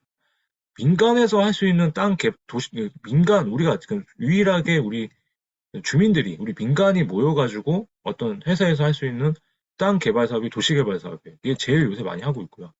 보시면은 선배님들이 흔히 우리 아는 신도시 개발 사업 아시죠? 택지 개발 사업. 택지 개발 사업은 나라에서 하는 거예요. 나라에서. 그래서 나라에서 하다 보니까 땅을 다 전면 매수해가지고 팔아버린다. 다 사가지고 수용을 당하는 거죠. 그래서 박경 선생님이나 이영 선생님께나 이한 선생님께서 땅을 갖고 계신데 택시 개발 사업이 한다 그러면은 그거를 나라에서 다 강제로 사가지고 보상을 해주는 거죠. 근데 이게 잘못된 거예요, 사실은. 공산당도 아니고 강제로 누굴 땅을 뺏어요. 이 자본주의에서. 근데 우리나라에서는 이 공영 개발할 때는 그냥 보상을 그래서 옛날에 보상을 많이 해줬던 이유가 그거예요. 내 땅을 네가 왜 뺏어가는데 그러면 나라에서 돈 많이 줄게. 이래가지고 졸부들이 많이 됐는데 지금 그때 말씀드렸죠. 데모를 왜 많이 해요? 지금 시세 땅만큼 주려고 하니까 감정평가해서 농림지역 땅은 평당 2만 원밖에 안 되는데 옛날에 1기 신도시 분당 같은 경우는 농림지역 땅이 상업지역으로 바뀌었잖아요. 상업지역 땅값을 보상을 해준 거예요. 그 사람들한테. 그럼 상업지역 땅값이 얼마예요? 평당 몇백억 올랐는데. 그러니까 그 보상 자체를 기준 자체가 잘못돼 버리니까 지금 대모를 하게 되는 거죠. 그래서 그렇고 산업단지 같은 경우는 선배님 말씀하신 공장 만드는 그런 거기 때문에 나라에서 많이 하는 거다 생각하시고 그리고 이제 선배님 재개발 재건축 많이 들어보셨을 거예요. 재개발 재건축이 이 정비사업입니다. 정비사업. 실제 그 도정법인 정비사업에 재개발 재건축이 들어가요. 그래서 선배님들 나중에 재개발 사업할 때는 이 정비사업이 있다. 그리고 이 재정촉진 사업은 이제 끝났거든요. 이거는 옛날 뉴타운 아시죠? 뉴타운 이명박 정권 때. 이 뉴타운 사업이 재정촉진 사업이었다. 이렇게 보시고 지금은 어떤 사업이 있어요? 모아주택이라 해가지고 소규모로 이렇게 오래된 빌라들 몇 개 모아서 하는 것들 지금 오세훈 시장이 많이 하고 있잖아요. 서울에서는. 그런 게 좀 많이 뜰 거다라는 거 그냥 좀 생각을 하시면 좋을 것 같고요. 뭐 그거는 또 얘기를 하면 한 시간이 걸리기 때문에 일단 그 정도로 하고 이것도 그래서 이제는 이제 제일 중요한 이제 그 토지 기초 지질 마지막까지 왔습니다. 요것만 선배님이 아시면은 이제 제 앞에 다 배웠던 거 가지고 써먹으시면 돼요. 그래서 지구 단위 계획이라 있는데 이 서울시 같은 경우는 지구 단위 계획 땅이 많거든요. 지구 단위 계획이란 뭐냐면 선배님들이 어떤 땅이 있고 여기다 건축물이 있는데 이거를 좀 더 합리적으로 관리를 해보자. 합리적으로 계획을 해보자 해서 지구로 잘라가지고 지구 단위별로 잘라가지고 이렇게 계획을 한다고 하는 게 지구 단위 계획인데 이게 하나의 고유명사처럼 되어버렸어요. 지구 단위 계획이라는 게. 그러니까 뭐 건축하는 사람들이나 부동산 개발하는 사람들이 도시계획한다, 도시계획한다 이런 얘기를 안 하고 지구 단위를 먼저 한다. 그 지구 단위를 먼저 한다라는 게 앞에 땅에 대한 그 계획을 변경한다. 네, 그런 뜻으로 쓰거든요. 그래서 지구 단위 계획은 뭐가 중요하냐면 그 얘기를 하려고 싶은 게 아니고 한번 선생님 보세요. 뭐가 다른지. 우리가 지금까지 땅을 보면은 국토개법상 용도지역을 먼저 보자고 말씀드렸죠. 근데 용도지역을 보니까 어때요? 근데 용도지역 뭐가 있어 옆에? 이게 뭐야? 일산신도시 지구 단위 구역이 찍혀 있죠. 이게 지구 단위 계획으로 찍혀 있으면 뭐를 먼저 봐야 된다면 보세요. 만약에 어정 선배님이 이 땅을 사신다고 이제 가셨어요. 아니면 이영 선배님도, 이하나 선배님도. 근데 지금 보면 중심상업지역이에요. 이 땅이. 근데 만약에 지구 단위 계획이 없었으면 중심상업지역이 일산에서 일산시 도시계획조를 찾아보니까 용적률 검표를 도시계획조를 찾아보시면 된다고 말씀드렸었죠.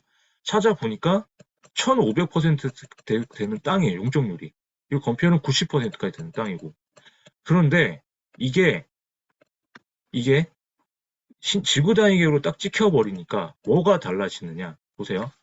토지용계획 확인원에 지구 단위계획으로 찍혀 있으면 용도 지역을 따라가는 게 아니라 그 지구 단위계에서 결정한 용적률 검표율, 밀도, 용도를 따라가게 돼 있다. 이게 우선시가 된다라는 거예요, 이게. 그래서 중심상업지역이지만 이게 보여드릴게요. 중심상업지역이지만 지구 단위계획기로 찍혀 있기 때문에 일산 신소지 지구 단위계획 구역 내용을 보셔야 되는 거예요. 그 지구 단위계획 내용도 시청 홈페이지 가면 다 있어요. 아니면 전화를 해서 물어보셔도 되고요. 집어면 다 알려주거든요. 그럼 이 땅 같은 경우는 지구 단위계획 내용을 보니까 이렇게 나와 있어요. 해당하는 지구 단위계획 구역을 찾으시고 그 다음에 토지에 대한 계획령을 찾으셔야 돼요. 만약에 이용수 분께서 이 땅을 사셨는데 보니까 건폐 용적률은 조례에 따라가라고 지구 단위 계획 내용이 나와 있더라고요. 그러니까 뭐 용적률은 1500%, 건폐율은 90% 되니까 상관이 없는데 층수를 15층까지밖에 못 짓게 지구 단위에서 막아버린 거예요. 그러면 예를 들어서 이영선님이 여기가 지금 30층짜리가 지을 수 있는 땅이었는데 지구 단위 계획을 수립을 하면서 여기 안에서 15층으로 제어를 해버리니까 지주 입장에선 짜증이 나죠. 더 이상 개발이 안 되니까. 근데 도심지에 있는 땅들은 대부분 지구 단위 계획이 있는 땅들이 많아요. 한번 더 볼게요. 그러다 보니까 용도도 건축물 지을 수 있는 용도도 중심 상업지역에서는 주상복합 아파트가 다 되는데 여기 보니까 허용 용도에서 그냥 운동시설, 의료시설, 그냥 뭐 업무시설, 오피스텔은 되겠네요. 업무실 들어가니까. 이런 것밖에 안 해서 아파트를 못 짓게 해놓은 거예요. 그러니까 그러면 규제를 해놓은 거죠. 그래서 지구 단위 계획이 딱 들어가게 되면 오늘 장재선 선생님이 안 들어오신 것 같은데 그때 장재선 선생님이 그때 보내주셨던 땅이 지구 단위 계획 있는 땅이더라고요. 근데 지구 단위 계획 내용은 완화를 해주는 것보다는 규제에 가깝다. 그래서 용도 지역보다 더 앞선다라는 걸 생각을 하셔야 되는 거예요. 한 번 더 볼게요. 여기가 저희가 이제 회사에서 이제 한 3년 전에 저희 회사에서 이제 같이 지주공동사업을 투자해가지고 했던 땅인데 이 땅을 개발을 했어요. 이 땅을요. 근데 이 땅이 어디냐? 충남에 있는 그 당진에 있는 땅이에요. 그 대덕 숙청지구라고 해가지고 대덕 속천지구 도시개발 사업을 해서 땅을 만들어가지고 한 건데 일반 상업지역이에요. 땅의 용도지역은. 근데 일반 상업지역인데 그냥 일반 상업지역이면은 당진 같은 경우도 한 1000%, 뭐 1000%까지인데 용적률 한 1000%, 건폐율 한 70% 되는데 이 당진 숙청지구 지구 단위 계획 내용에서 용적률을 700까지밖에 제어를 안 하고 층수를 10층까지밖에 안 됐어요. 그럼 박경선님 생각했을 때 원래 상업지역 땅이 1000%인데 지구단위 수립하면서 마이너스 300을 깎아버린 거죠. 용적률 깎이면은 사업성이 안 나오잖아요. 더 낮아버리니까. 그럼 집 입장에서 짜증이 나겠죠. 어정선민이나 이용선민은 그렇죠. 뭐. 그렇기 때문에 근데 어쩔 수가 없다. 지구 단위 계획 내에서 10층까지밖에 안 냈기 때문에 여기다 이렇게 그냥 하는 거라고 생각을 하시면 돼요. 그래서 이렇게 보시고 지구 단위 계획은 뭐다? 상업 그 용도적을 따라가는 게 아니라 거기에 지구 단위 계획에서 결정된 내용에 따라서 건축을 할 수밖에 없기 때문에 나중 선생님들이 그 국계법에 국토개혁법상에 여기에 찍히거든요, 이렇게. 나중에 선생님 땅 사실 때, 여기에 국토개혁법상의 용도지역만 있는 게 아니라, 요 지구단위 계획도 국토개혁법에 있는 거거든요. 이게 있으면 뭐다? 이걸 먼저 따라간다라는 거. 그거를 꼭 기억하시면 좋겠어요. 아시겠죠? 자, 그래서, 일단, 여기까지만 아셔도 선생님들 토지 기초 지식이 된 건 많이 아실 거고요. 네, 좀, 였는데, 일단, 토지 공매든 경매든, 그 플로우는 비슷해요. 신청하시고, 조사하시고, 이거 내가 살지 말지 결정한 다음에 감정평가가 나오면은 여기서 이제 선생님들 얼마를 쓸지 이제 그 가격 쓰시고 매각기 지정이 이제 공고가 되면은 입찰을 갑니다. 근데 공매는 아까 때 말씀드렸던 대로 공매는 공매는 공매 자체가 일단 그 입찰을 하시는 거예요. 입찰을 하셔가지고 입찰을 하셔서 입찰을 하셔가지고 입찰 보증금도 내셔야 돼요. 그 다음에 이제 매각 허가가 나면 낙찰을 받겠죠. 그러면 나머지 잔금 내고 소유권 취득해가지고 이렇게 하는 게 일반적인 플로우예요. 그럼 지금까지 배웠던 걸 복습을 한번 해볼게요. 자, 선생님들 이제 경공매를 하시겠다. 그럼 우리가 땅을 먼저 살 거면은 제일 먼저 뭘 찾는다 그랬어요. 아, 지구단위계획 누가 지정하냐면 민간에서도 하고 나라에서도 지정합니다. 두 개 다 해요. 그래서 지구단위계획 내용은 고시문을 찾아보시면 되는데 만약 이용 선배님이 만약에 모르시겠다 하시면은 그 땅에 해당하는 도시계획까지 전화하시면 돼요. 여기 내 땅 지번이 여기인데 지구단위계획이 있는데 무슨 지구단위계획이냐 이렇게 물어보시고 그 지구단위계획 내용 좀 내가 물어본데 용적률 얼마냐 그러면 다 찾아서 알려줘요. 아니면 어디 찾아보라고 얘기를 해주니까 그 찾아보시면 돼요. 아시겠죠? 일단 용도지역을 먼저 확인하라고 말씀드렸죠, 제가. 용도지역, 어떤 땅이든. 그래서 용도지역부터 확인을 하시고, 그 다음에 지목 면적 보시고, 그 다음에 여기가 개발이 가능한 땅이냐, 도로랑 접해 있느냐 확인이 되면은 실제로 내가 어떤 걸 지을지 한번 알아보자. 그 땅의 용도에 들어가는 건축 용도를 확인해 보자. 그럼 거기 어떻게 찾는다? 도시계 조례에서 찾아온다 말씀드렸었죠. 잘 따라오시는 거죠. 다 말씀 들은 걸 다 아실 거예요. 그런 다음에 뭐다? 주변에 입지가 좋은지 마지막에 보고 그 다음에 이 권리 분석은 이제 뭐 말소된 경우에 보통 그 공매할 때는 저당권이나 근저당권 이런 것은 다 말소가 돼요. 그냥 그렇게 생각하시면 돼요. 권리 분석 같은 경우는. 그래서 이렇게 나중에 선배는 1차 조사를 했어요. 그런 다음에 뭐라고 말씀드렸어요. 임장을 가서 실제로 도로가 진짜 붙어 있느냐, 도로가 4m가 되느냐, 현황도로와 지적도가 합쳐지느냐, 이게 안 되면은 뭐다? 측량을 해가지고 고정을 봐야 된다 말씀드렸었고요.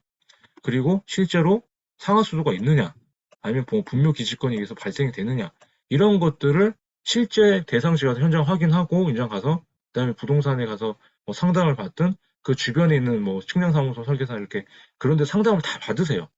그래야 선배님들이 돌다리도 두들겨 본다고 조급하게 너무 판단하지 마시고 왜? 선배님도 돈 들어가는 거잖아요. 선배님 돈 들어가는데 그냥 보실 것도 아니잖아요. 그죠? 물건 사실 때 꼼꼼히 보시잖아요. 그죠?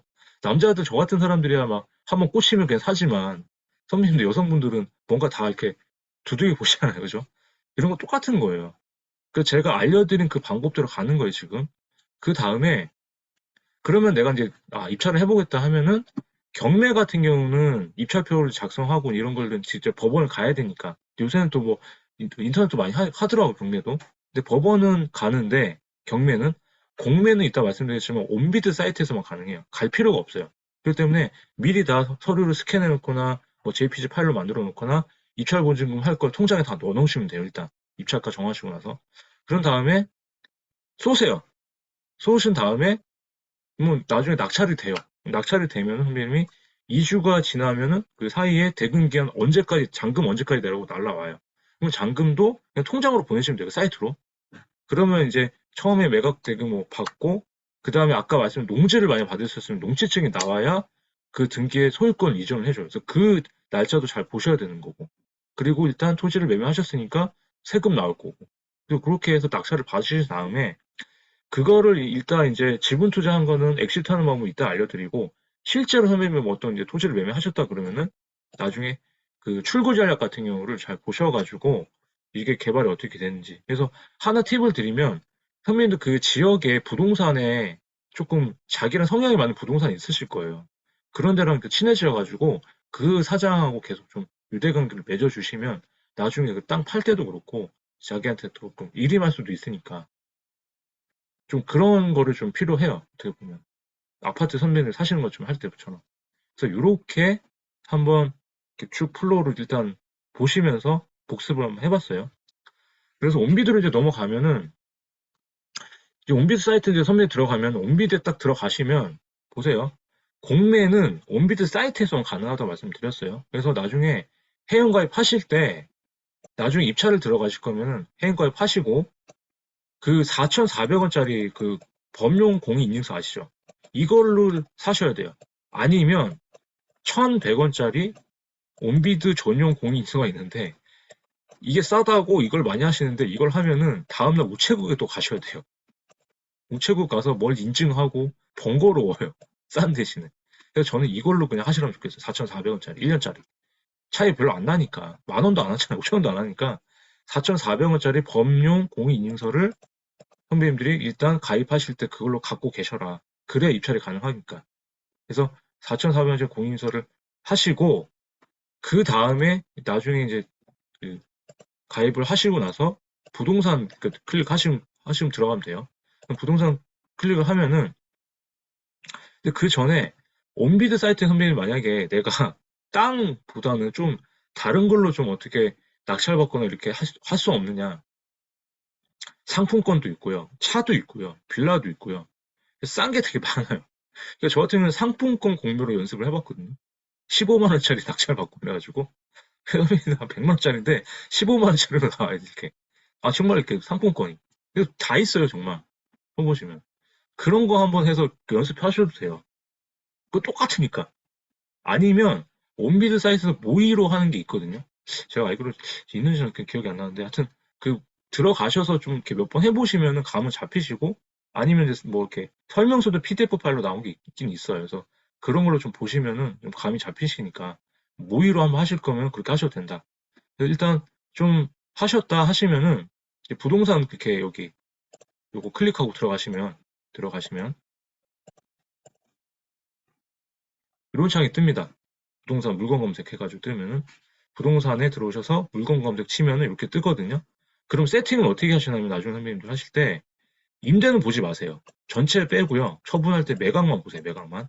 매각 클릭하시고 근데 물건은 그대로 놔두세요. 빈칸 나누시고 그 다음에 최저 입찰가는 그냥 1,000만 원 이하 하시든 아니면 2천만 원 이하로 하세요. 소액을 하실 때 2천만 원 하시고 그 다음에 토지 클릭하시면은 여기 제가 캡처를 못했는데 여기는 전체 해가지고 지목이 쭉 나와요.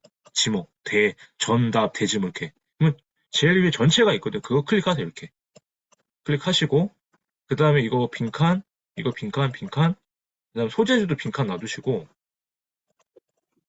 토지 면적도 빈칸을 놔주세요. 그 다음에 지분 물건, 우리는 지분 물건 말고 이거 말고 지분 물건을 클릭하세요. 이렇게 여기다가 소액으로 할 거니까. 그리고 압류자산 빼고 국유재산, 수탁재산 일단 처음에 할 때는 수탁, 국유, 공유 3개만 해가지고 해보세요. 이거는 권리 분석이 필요가 없었거든요. 그래서 경매랑 조금 틀린 게 공매가 간단한 거는 그 선배도 아시겠지만 캠코에서 이게 관리를 하다 보니까 세금이 체납된 땅이 나오는 게 많아요. 그러니까 요새 같은 경우는 요새 예를 들어서 시행사들이 NPL 들어보시죠. NPL. 부실채권. NPL. 이 NPL이 나중에 선배님들이 NPL이 공매로 나오는 게 많아요. 그러니까 우리는 선배님 돈이 많으면 이런 NPL에 투자하셔도 돈을 좀 벌 수가 있는데 NPL 말고 우리는 저 같은 경우는 이제 뭐 이 정도는 안 되니까 지분 투자를 하는 거거든요. 일단은 그런 지금 이제 예를 들어서 시행사가 요새 부동산 경기가 안 좋잖아요. PF가 안 되기 때문에 선배님들 보시면 세금을 못 내가지고 그게 이제 부실채권이 되는 거예요. 부실채권이 되잖아요. 그게 공매로 나오는 거예요. 그게 자산관리공사로 넘어가가지고 시행사가 망해버리니까. 그래서 그런 거를 사가지고 오히려 돈을 버는 회사가 있죠. 싸게 땅을 사는 거니까. 근데 그게 부실채권이 왜 좋냐면 이미 인허가가 난 땅이잖아요. 아파트를 지을 수 있는 땅인데 공사를 못 해가지고 부실채권 나온 거거든요. 그러니까 그걸 싸게 사서 자기가 돈이 있으면 공사를 해가지고 자기가 파는 거죠. 그러면 대박 나는 거잖아요. 그래서 NPL을 그렇게 투자를 하시는 것도 있거든요. 근데 우리는 뭐 그 정도까지는 하실 수 있으면 하시고 그렇게 세팅을 하세요. 그래서 일단은 다시 한번 설명드리면 매각, 토지를 전체 선택하고 그다음에 소재지는 그냥 빈칸으로 놔두세요. 그다음에 자산 구분은 수탁, 국유, 공유로 하고 그다음에 압류재산 같은 경우는 권리분석이 필요하기 때문에 이건 나중에 한번 압류재산이 많긴 해요. 좋은 게 많은데 이거는 권리분석이 잘 하시는 분들한테 선배님들 나중에 한번 좀 해보시고요. 그런 다음에 공매 같은 경우는 보통 내일 아침 오전 10시부터 수요일 오후 5시까지 장이 열립니다. 그래서 조회수 부분이 조금 중요해요. 그러니까 경매랑 좀 틀리게 유찰되는 게 많으면 많을수록 더 떨어지니까 싼 땅들이 많이 나오는 거예요. 그래서 한번 경험 삼아 좀 해보시면 좋을 것 같고, 그래서 제가 했던 사례를 한번 좀 보여드릴게요.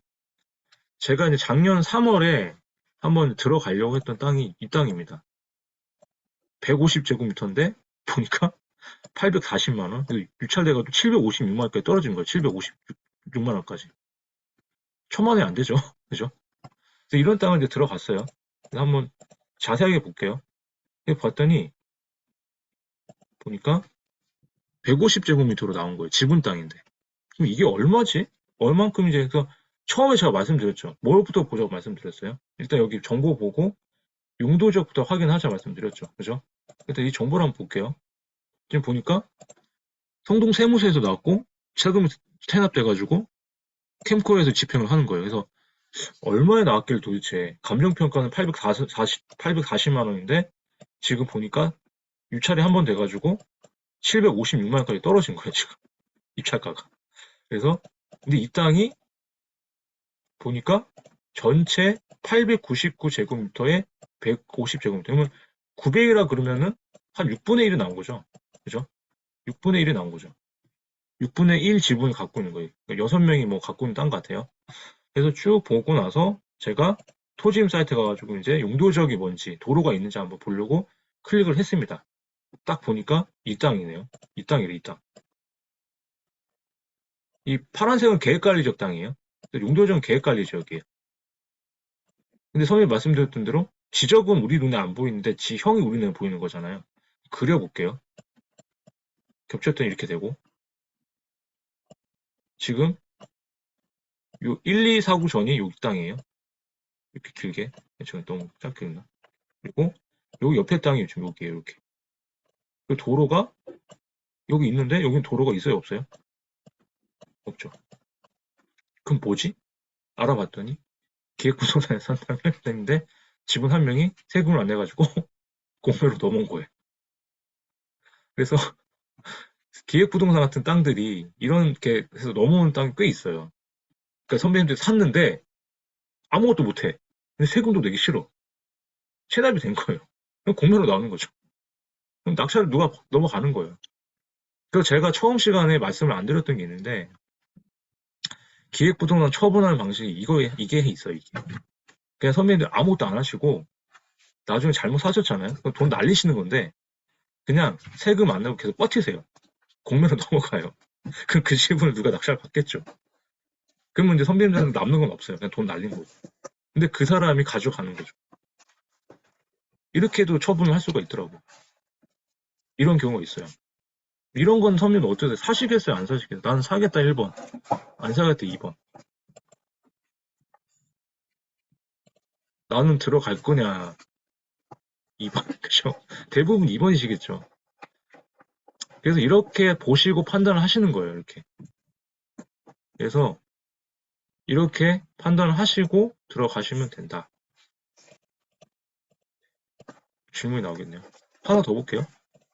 재작년에 왔던, 작년 12월에 보려고 했던 임야인데, 이것도 제가 임야는 보통 별로 좋아하진 않는데, 가격이 좀 그래서 한번 봤던 땅인데, 감정평가가 340만 원까지 나왔어요. 83제곱미터니까 너무 진짜 소액이죠, 소액. 그죠? 그래서 이거를 일단 한번 보자. 지분 투자를 봤어요. 그래서 봤더니 1653제곱미터에 83제곱미터가 나온 거예요. 이거 뭐지? 근데 보니까 자연님의 임야다. 뭔가 좀 안 좋아요. 임야, 농경지구. 자, 용도적으로 봤어요. 이게 이 땅이거든요. 농림지역이에요. 농림지역이고 완전 산에 딱 이렇게 있는 거예요. 이런 것도 안 사시겠죠, 선배님들, 그죠? 근데 혹시나 선배님들이 혹시 그냥 한번 내가 시험 삼아 해보겠다, 한번 그래도 경험을 해보겠다 하시면 이런 땅 사가지고 이제 말씀드린 엑시트 방법을 한번 사용해 보시는 것도 그게 되든 안 되든 경험을 해보는 거니까 좀 나쁘진 않으실 거예요. 이런 300만, 400만 정도 같은 지분 같은 경우는. 그래서 이렇게 해서 저는 이런 땅 말고 계획관리 지역 땅 3개하고 이제 하나 자연녹지 땅 하나 4개를 낙찰을 받았고요. 그래서 그거를 지금 엑시트를 하려고 무시 노력을 하고 있는데 좀 쉽지가 않더라고요. 그거는 이제 말씀드릴게요. 선배님들이 만약에 낙찰을 받으셨어요. 제가 지분 투자는 하지 말자 그랬잖아요. 근데 지분 투자를 하는 이유는 뭐냐? 공매로 나온 게. 공매로 싸게 사서, 결론부터 말씀드리면, 공매로 싸게 낙찰을 받았잖아요, 지분을. 그 지분을 우리는 다른 공주한테 파는 거예요. 얼마에 파느냐? 시세만큼. 그래서 그 낙찰을 받을 때는 시세보다 싸게 받았으니까 팔 때는 시세만큼 팔아야 될 거 아니에요. 그러면 그 차이만큼을 남기는 게 이 지분 투자의 가장 큰 엑시트 방법인 거예요. 300만 원 낙찰을 받았어요. 근데 그 지분을 팔 때는 시세가 거의 900만 원 정도 된다고 쳐요. 우리가 알아봤더니. 그러면 900만 원에 팔았어요. 잘 얘기가 돼가지고. 그러면 600만 원 뭐 취득세 빼고 하면은 그래도 한 500은 버는 거잖아요. 그렇게 해서 이렇게 하는 거예요. 유튜브나 아니면 다른 사람들 그 소액 지분 투자하는 그런 영상 보시면 대부분이 그런 식으로 투자를 하시는 거예요. 단기 투자로. 그래서 원래 지분 투자는 하면 안 되는데 지분을 다른 사람한테 넘기는 걸로. 그래서 그 방법이 뭐냐? 우리는 공유물 분할로 이제 얘기를 하고 있는데 그 선배님들이 만약에 이제 저희가 이제 6명이 지금 들어오셨잖아요. 6명이 지금 6명이서 이 땅을 만약에 황상열, 박경아, 어정이, 뭐 이영수는 이렇게 다 이렇게 지분별로 갖고 있다 쳐요. 이거는 제가 나눈 게 아니에요.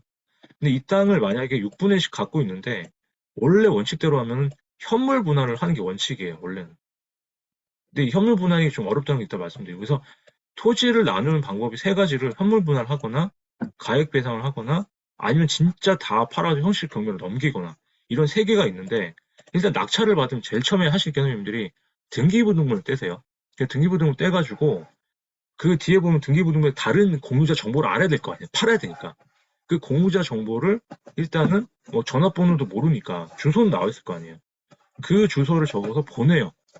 아니면 어떻게든 좀 발품을 팔아가지고 농지 같은 경우는 뭐 이장을 찾든 아니면 부동산을 찾든 해가지고 좀 연락처를 알아서 진짜 연락처만 알게 되면 문자로 보내면 돼요. 내가 오늘 낙찰 받았는데 당신한테 팔고 싶다. 이렇게 문자를 보내서 만약에 아니면은 뭐 연락이 안 되거나 그러면은 역으로 낙찰 받은 그쪽 공유자 쪽에서 먼저 연락이 올 수도 있어요. 이게 지금 자기가 필요한 땅인데 낙찰을 못 받고 내가 받았으니까. 그러면 제일 땡큐예요. 그럼 그날 협의해가지고 그냥 내가 그러면은 낙찰을 이만큼 받았는데 시세가 이만큼이니까 내가 시세보다 조금 싸게 팔 테니까 계약합시다 해가지고 바로 해가지고 할 수도 있는데 이제 그럴 경우가 없어서 만약에 그게 안 된다 그러면은 공유물 분할 청구 소송을 하는 거예요 법원에다가. 그래서 공유물 분할 청구 소송을 하면은 소장이 다 날라가요 공유자들한테. 그럼 그 공유자들이 이제 연락이 와요. 아 이게 왜 공유 청구 소송을 왜 했냐? 그럼 합의를 그때 해도 되고 아니면 법원까지 가요. 그럼 법원에 가서 판사가 이렇게 3가지 중에 하나를 판결을 이제 해주는 거에 따라 가는데 보세요. 하나씩 볼게요. 그럼 현물 분할이 도대체 뭐냐? 현물 분할인 거는 부동산 지분을 지분 비율에 맞게 나누는 거예요. 그러니까 이 지금 강의 자료 요거는 지금 제가 출처를 밝히면은 저도 이제 제가 이 강의를 선배도 잘 아실 거예요. 그 저기 발품 불패라고 그 유근용 작가님 그분이 이 지분 투자를 요새 많이 하더라고요. 그래서 그분 강의 자료를 듣고 제가 좀 쓴다고 해서 갖고 온 자료라서 아마 많이 보셨을 건데 만약 그분 그러면 이 또 자료가 나오실 수 있으니까 미리 좀 출처를 밝히고요. 그래서 현물 분할이 원칙인데 만약에 저희 아까 선생님 말씀드린 이 땅을 제가 우리 6명이 나눠 갖다 해봐요. 6개 이렇게 잘랐어요. 똑같이. 땅을 이렇게 잘라서 이렇게 분할한다 쳐요. 그러면 제가 이 땅을 가지게 되고 만약에 이하나 선생님이 여기 가진다 하고 이영수 선생님이 여기 가진다 하고 박경 선생님이 여기 가진다 하고 만약에 어정 선생님이 여기 가진다 해요. 그럼 세 분은 어때요? 뭐가 돼요? 맹지가 되죠.